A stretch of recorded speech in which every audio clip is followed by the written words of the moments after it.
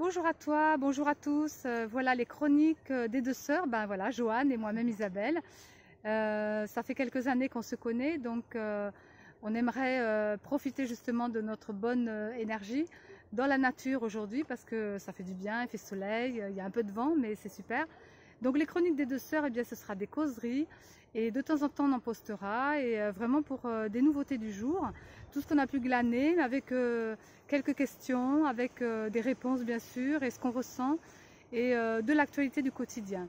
Alors bien sûr qu'il y a un sujet, aujourd'hui le sujet c'est sur l'identité et là on ne vous pose pas de questions puisque c'est pas du direct et c'est enregistré, mais n'empêche qu'à un autre moment, c'est vrai que si vous voulez poster sur notre site, sur Facebook ou ailleurs, un thème qui vous plaît, eh bien pourquoi pas dans les chroniques des deux sœurs, puisque on va réunir nos énergies pour vous parler un peu de tout ça.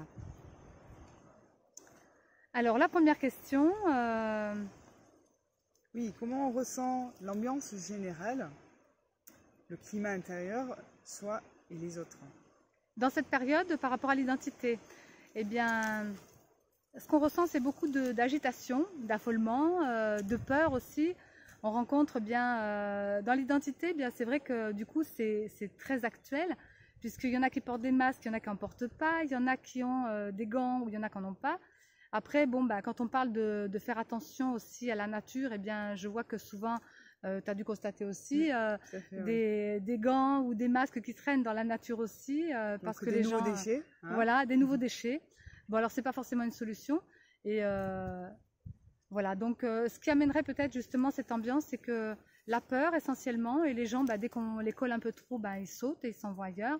Et l'identité, pourquoi le thème? Parce qu'en fait, cette identité, c'est vraiment soit par rapport à l'autre justement, et comment on se positionne dans cette situation actuelle, ce quotidien, en étant soit sa propre cellule, c'est-à-dire ce qu'on pense, nos peurs ou pas. Et puis on finit par constater justement les uns les autres dans cette ambiance, et bien que tout le monde ne réagit pas de la même façon. Mais le climat qui pourrait être vraiment profond, c'est quand même les peurs et la culpabilité, ça ressort beaucoup. Et puis ne pas savoir quoi faire. Donc on va vous aider un petit peu justement peut-être dans cette fameuse identité, comment on peut se présenter nous-mêmes en étant en accord avec soi. Et ce qui ressort du coup l'ignorance aussi des gens, puisqu'en fait ils ne savent pas du tout en fait qu'est-ce que ça fait réellement. Et est-ce que c'est vraiment dangereux? Oui, posons-nous la question. Bien sûr, bien sûr. Alors après, il y a beaucoup de gens qui en parlent, il y a des gens qui alertent, il y a des gens qui, dans la science, il y a tout un tas de personnes, nous on n'est pas forcément compétentes là-dedans, mais par contre on voulait mettre une particularité. Donc moi je suis canal messager thérapeute, Joanne travaille aussi la thérapie vibratoire au son de sa voix.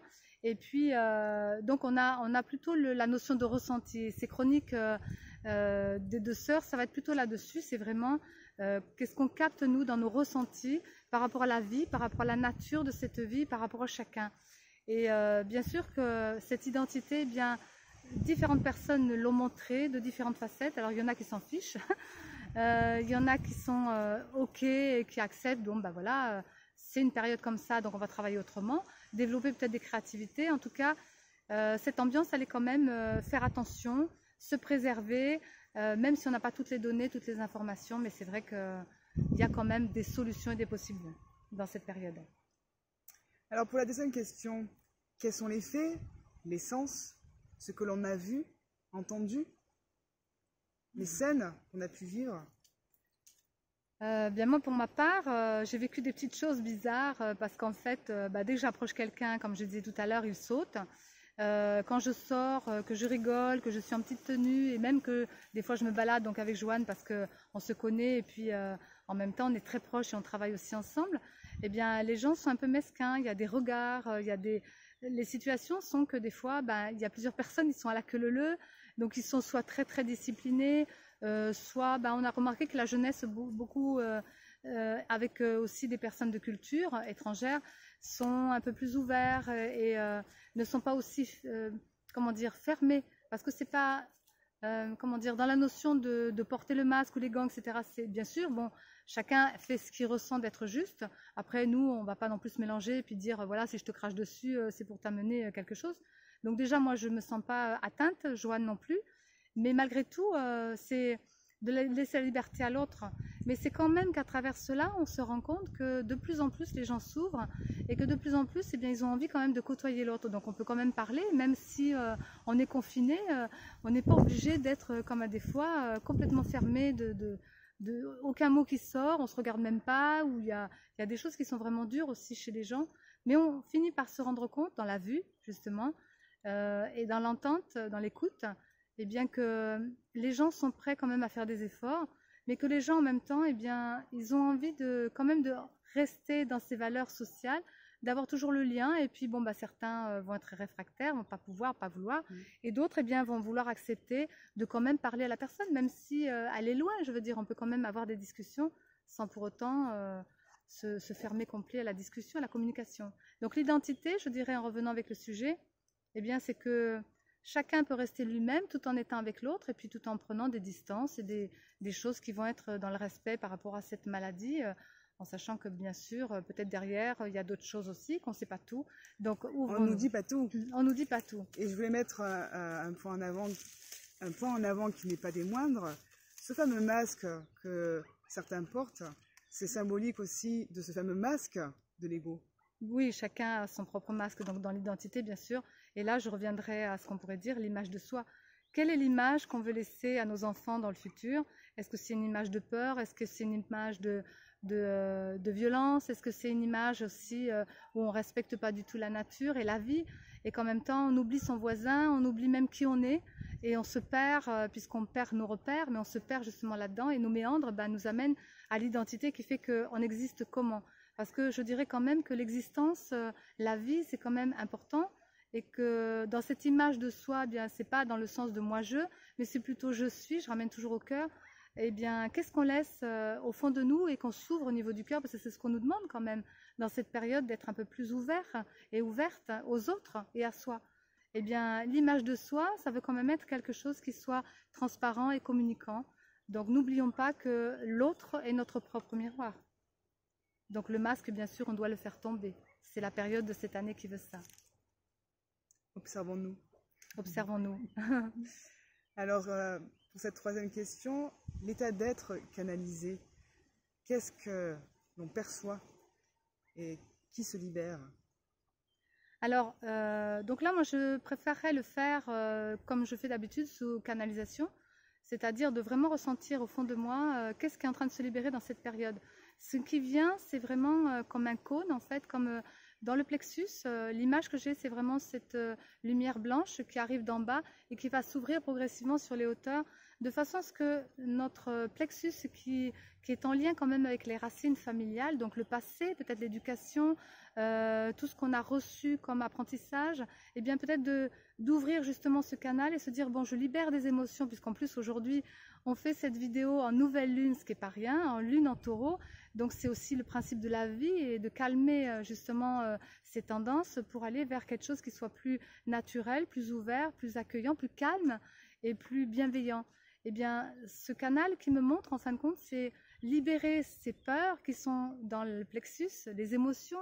Alors les peurs, on dit souvent c'est les reins, mais je dirais que maintenant, on les a peut-être plus dans la digestion. On n'arrive pas à digérer les informations, on n'arrive pas à assimiler, en fin de compte, dans notre plexus qui est l'estomac, qui est en lien aussi avec le foie. Donc il peut y avoir des colères par rapport à tout ce qu'on entend, tout ce qu'on voit, mais ça nous renvoie toujours par rapport à un passé. Donc là, l'énergie qui est demandée peut-être de l'ouverture, c'est que ce canal puisse de ce plexus, dans le bien-être du plexus, parce qu'il est quand même solaire, de s'ouvrir et de faire monter en conscience un peu plus vers les hauteurs sa tendance émotionnelle, égotique et personnelle.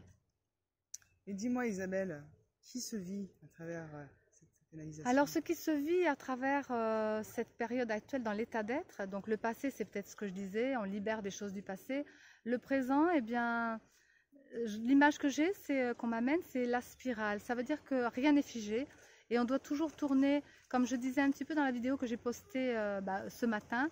La vie, elle tourne entre la Lune et le Soleil. La Lune tourne autour du Soleil et le Soleil tourne autour d'un système. Eh bien, nous avons la même chose en nous, notre univers aussi interne, comme je dis souvent, on perçoit l'intérieur de soi. Et donc, quand on me montre cette spirale qui tourne dans le sens inverse des aiguilles du monde, c'est parce qu'elle tourne dans le sens lunaire. Et lunaire, c'est les qualités de réceptivité. Mais donc on doit mettre un mouvement et entendre au fond de soi ce qui s'agite, ce qui agit et ce qui va permettre justement au présent de mieux être. Et ça va vers quoi du coup? Qui va vers quoi?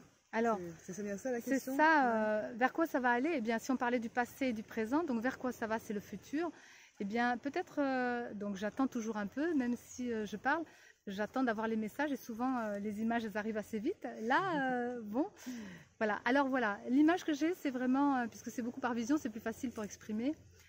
C'est un grand livre, mais c'est notre propre livre d'abord.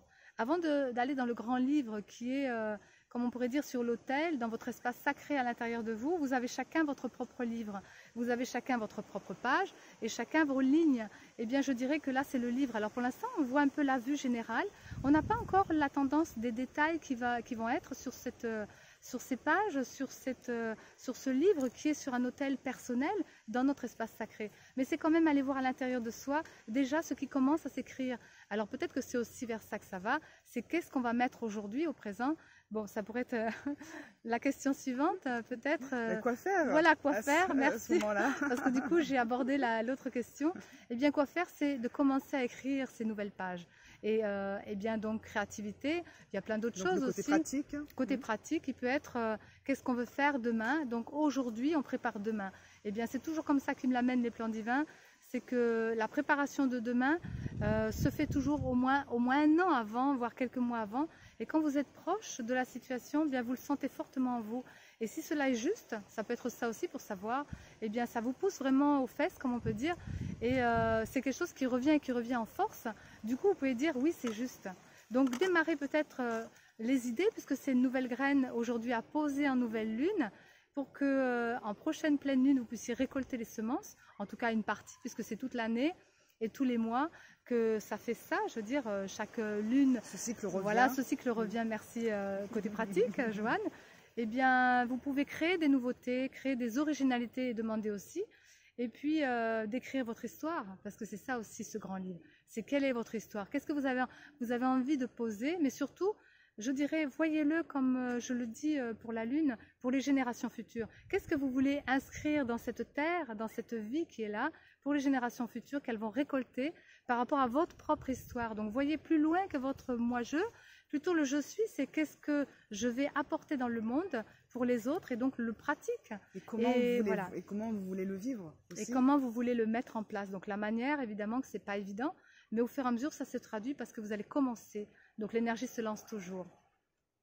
Moi, un petit mot de la fin. Quelle conclusion pourrais-tu nous donner après ces riches réponses? Qu'est-ce que toi tu ressens? Déjà, qu'est-ce que tu ressens de maintenant, de tout ce qu'on a pu dire ou ce que tu as pu exprimer aussi? Plus d'apaisement. Oui, plus de paix. Et la conclusion, c'est vraiment que si on s'installe, merci Joanne, parce qu'elle a les réponses, c'est pas toujours évident, mais elle les a. Donc, je rebondis sur ce qu'elle dit, parce que c'est aussi ce que je ressens et ce qu'on me fait comprendre. C'est que si on installe vraiment le calme intérieur qui est aujourd'hui un calme lune en taureau, c'est tranquille.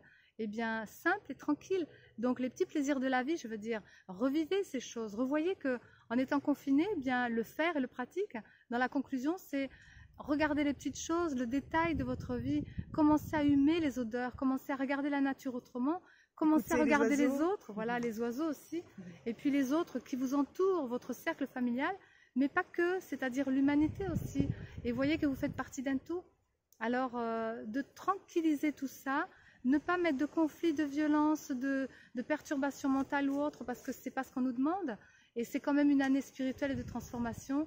Donc la conclusion, c'est vraiment trouver ce calme intérieur qui fait que on va pouvoir recevoir et entendre ce qui va être dans notre histoire. Bonjour à celui qui passe et au revoir à celui qui passe. Donc voilà, c'est le direct. Et du coup, eh bien, si cela pour vous aider. Et il y a tellement d'outils, de pratiques et de méthodes, de tout ce que vous voulez, mais la vôtre sera la meilleure parce que l'enseignement, comme je dis toujours, c'est vous qui le portez, c'est vous qui portez l'enseignement, le soin et tout ce que vous avez besoin, c'est au fond de vous. Alors voilà, bon, je vous dis à bientôt. Et je voulais rajouter un petit mot. Quand vous voulez le matin, est-ce que vous voulez vivre bien la journée ou vous êtes décidé à la vivre de mauvaise humeur? La situation actuelle, c'est la même chose. si vous décidez de vivre bien cette situation, eh ben, vous serez bien, heureux et dans la joie. Mais par contre, si vous supportez mal justement cet aspect de confinement, forcément le stress, la colère, l'impatience, etc., qui fait que là, c'est pas forcément agréable à vivre. Oui, ça prendra des proportions qui seront complètement contraires. Comme on dit, les peurs attirent les peurs, etc. Donc l'oubli de soi attire aussi l'oubli de l'autre. Donc voilà, tout ça, c'est des jeux de miroir. Mais c'est tout à fait juste, Joanne. Merci à toi. Donc je vous dis à la prochaine chronique des deux sœurs pour de nouvelles news, actualités, et puis des petites causeries comme ça. Voilà. Alors bien sûr qu'il y en a qui le postent avec de l'humour. Nous, on l'amène comme on est. Naturellement. Naturellement, naturliche, comme on dit. Et puis, dans la nature, ça peut être sympa. Ou on verra d'autres endroits. En tout cas, vous amener les tendances et puis nos ressentis. Puisque c'est ça aussi, travailler sur le fondement et le fond des choses. Voilà. À bientôt. À bientôt.